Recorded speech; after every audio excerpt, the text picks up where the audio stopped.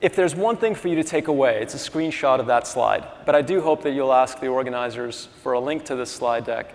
It's meant for you to take back, to share with your colleagues. This is how we prepare for the extended fight that is ahead of us to convey the value of the products we are developing. The folks on the other side are running budgetary math. You know them well. They are the people at NICE, ICER, the groups in Canada, Australia, those who do the math to determine the cost effectiveness of our drugs and who basically exclude a ton of their values. Let's talk about some of the stuff that they exclude. I hope you find it galling and then go back and talk to your colleagues and say, well, what are we doing to credit our drugs with all of these values? And you will probably be disappointed to find out nothing, that your companies are doing virtually nothing to counter the bad math, but they can be inspired to do something, a lot. And the truth is on our side, and therefore it's just a matter of us running better math, what here I call GCEA. So CEA is cost effectiveness analyses, and GCA is generalized cost effectiveness analyses. So generalized math factors in more of the values that are ignored by the conventional math.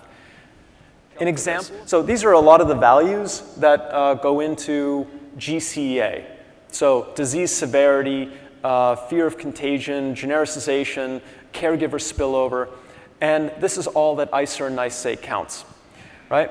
And essentially, when you do such skimpy math, you conclude that a drug's cost per quality is extremely high. And that's what ICER and NICE did. They concluded that Trikafta is extremely expensive, over $1 million per patient. Again, they're ignoring a ton of values. But when you start dialing stuff in that is missing, when you dial in that Trikafta is going to go generic, that it benefits caregivers, you suddenly discover that the drug's a lot more worth it than you thought. So when you do GCA, you're going to rebut ICER and NICE's math. Well, the trouble is, if you were to factor in, right now, there's a nonprofit organization called No Patient Left Behind that is basically the nonprofit advocacy version of the book that I wrote that's trying to bring about restoration of the biotech social contract. We've commissioned a GCA model of Trikafta.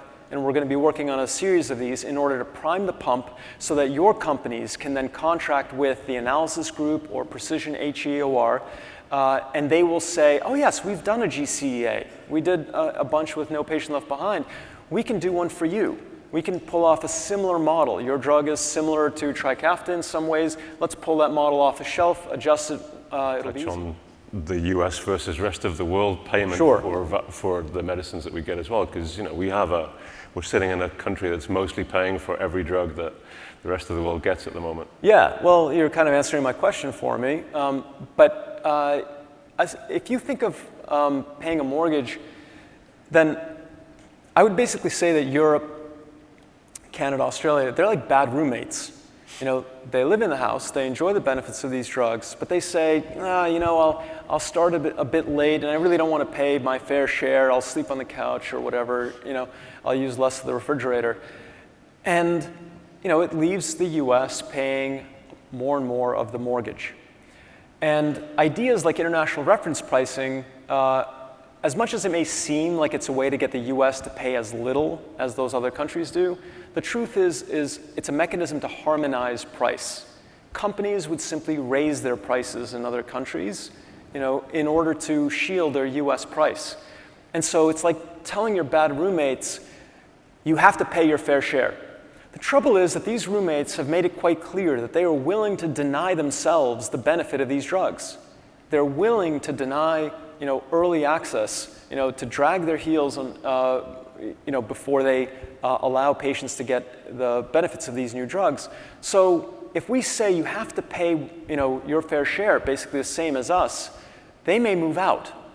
And technically speaking, it's better for the US that these countries pay something towards incentivizing innovation than nothing.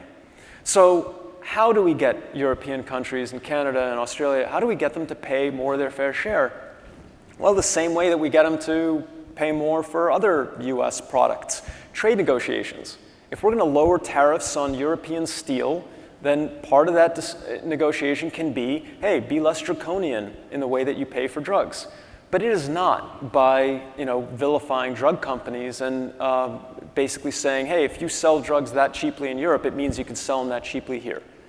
Right? So economists that are real economists will say that international reference pricing is a recipe for prices actually going up in the US. Because as those bad roommates move out, that's left us holding more of the bag. Then it realizes from the sheer preponderance of evidence, from the dozens of studies per year that we put out for all of our drugs, hopefully hundreds as we go and backfill our catalog, and they say, wow, I guess drugs aren't overpriced. I guess they are worth more. What's the conclusion? Well, then maybe we should afford them together, not by burdening the few people who happen to need them today while they're branded, but together as a society, collectively, out of insurance. So let's reform insurance so that we can ultimately pay for all this innovation together. And that means that OOP shouldn't stand for out of pocket. It should stand for out of premiums. That's our goal.